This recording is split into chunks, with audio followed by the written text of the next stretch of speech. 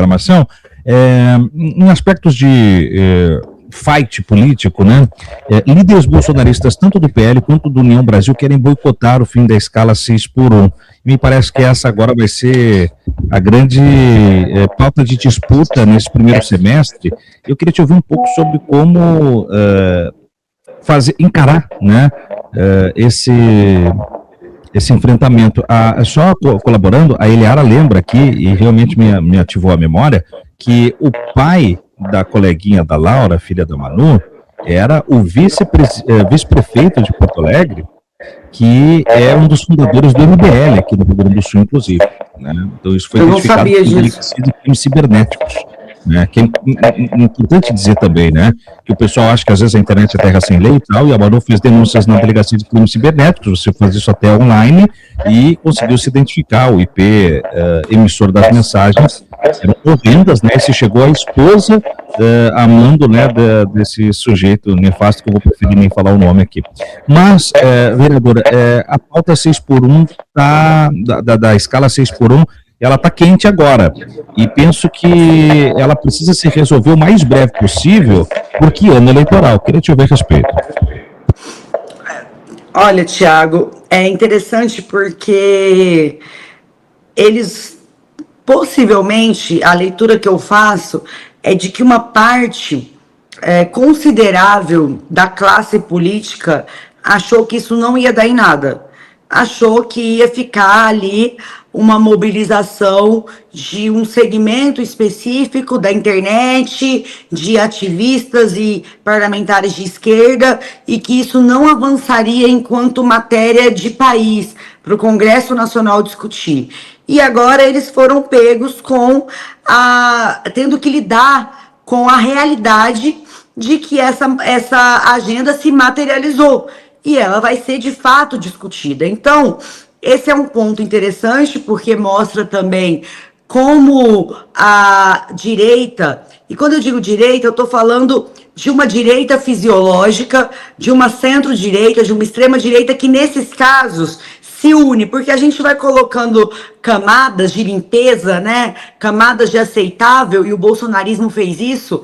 Um dos efeitos mais nefastos do bolsonarismo para a política nacional é ter alargado tanto os limites do razoável que aqueles que jamais seriam razoáveis passaram a ser até paladinos do bom senso em determinado momento, pelo rearranjo da ética e do razoável que o bolsonarismo fez. Isso é muito ruim, alargou demais as fronteiras do aceitável. Mas tem uma galera que sempre teve aí, muito antes do bolsonarismo existir, operando para manter privilégios e impedir que avanços mínimos de correção e justiça fossem feitos. Eles sempre estiveram aí. Eles estão dando as caras agora, e eles sempre gritaram, e eles sempre espernearam ao longo da história ao menor sinal de avanço de direito para as pessoas. Desde a discussão abolicionista, passando pelo pacote trabalhista do Getúlio, férias, 13º, e aí você vem construindo essa turma sempre teve aí, e sempre foi o mesmo argumento. É impressionante como Marx acerta quando diz que a história se repete, porque eles sequer são capazes, Tiago, de inovar o repertório. Eles não inovam o repertório. É sempre isso. Vocês estão usando uma medida eleitoreira, populista, para enganar os trabalhadores, mas, na verdade, isso vai gerar falência, demissões, etc, etc, etc.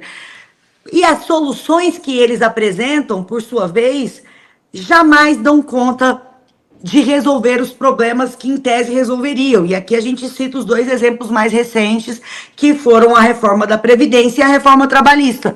Cadê? Eu quero um emprego que a reforma trabalhista gerou. Uma melhoria de renda na vida dos trabalhadores. Cadê?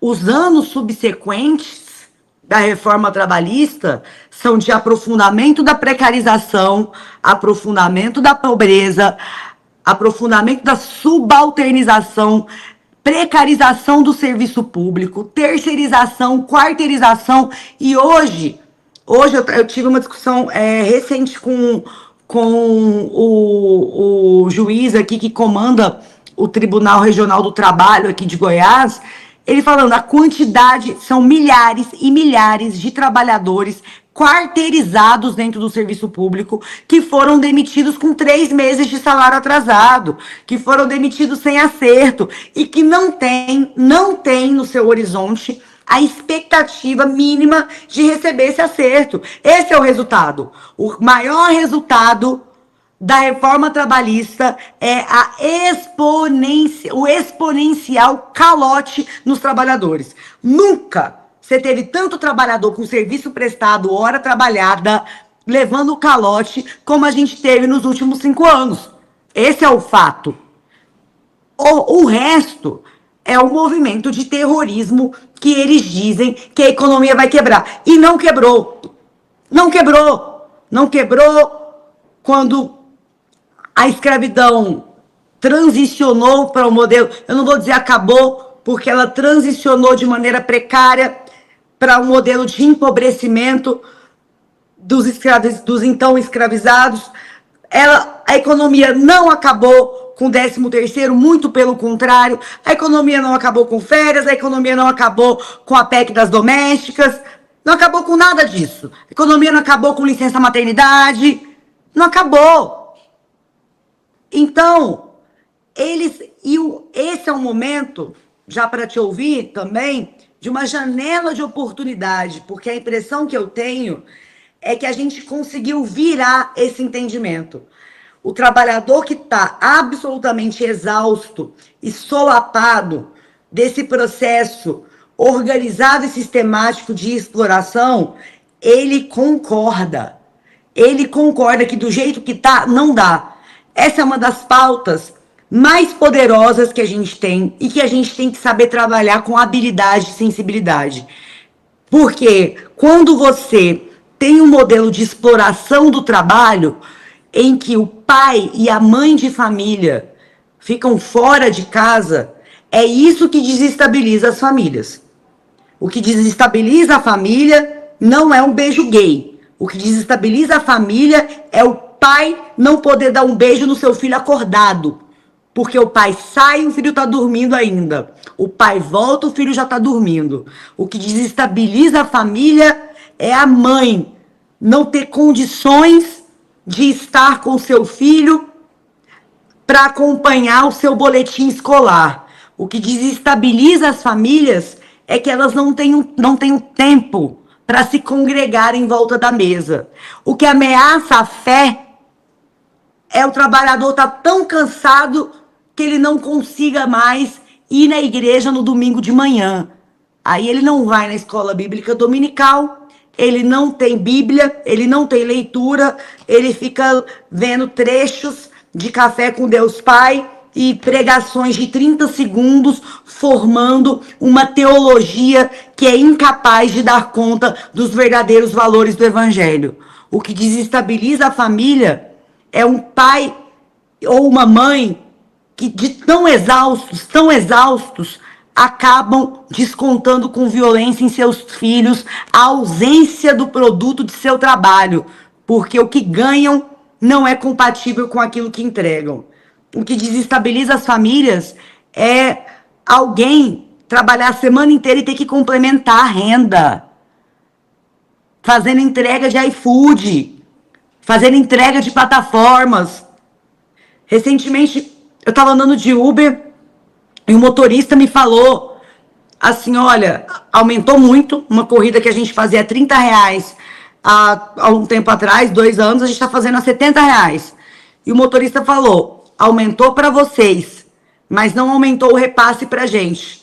Não aumentou. Então, o que desestabiliza as famílias é o lobby das plataformas de serviços que operam dentro do Congresso Nacional e que aí sim esses parlamentares deveriam enfrentar, porque as plataformas estão ganhando cada vez mais e colocando cada vez mais em risco o tempo dos trabalhadores. Porque eu acredito, Thiago, que essa discussão sobre a escala 6x1, ela tem que ser um guarda-chuva dos outros modais de trabalho, desse novo tempo.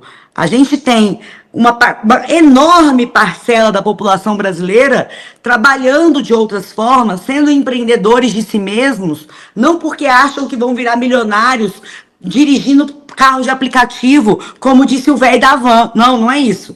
É porque não tem outro caminho. Então, eles vão se reinventando. Então, esse jeito de construção do mundo do trabalho é que é o maior inimigo das famílias brasileiras hoje.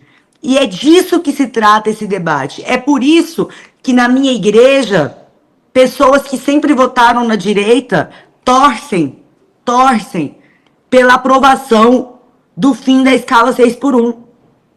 É por isso que pessoas comuns que trabalham e que nem estão ligadas com política vão comemorar. E às vezes, Thiago, elas nem vão saber quem é que não quis isso. Na hora que aprovar e que ela tiver um sábado, para levar o filho dela no zoológico, que ela tiver condições de ir na apresentação de Dia das Mães, do filho dela, que ela nunca foi, nessa hora ela vai, graças a Deus. E a gente precisa mostrar para essas pessoas quem foram os algozes que quiseram impedir a aprovação disso. E dizer, esse deputado não queria que você estivesse agora vendo o seu filho lindo na quadra da escola, dançando no Dia das Mães. Ele não queria que você vivesse isso. Ele não queria que você tivesse tempo de preparar o molho do cachorro-quente para o piquenique da turma de jovens da igreja que é domingo à tarde. Ele não queria que você pudesse estar nos fins de semana com seu pai acamado. A gente tem que dar nome para cada um dos atores políticos que estão trabalhando para adiar o direito sagrado de que os pais e as mães de família estejam com seus filhos e com seus velhos nos fins de semana. A gente tem que mostrar a perversidade deles. Gabarito, vereador. Chega a ser até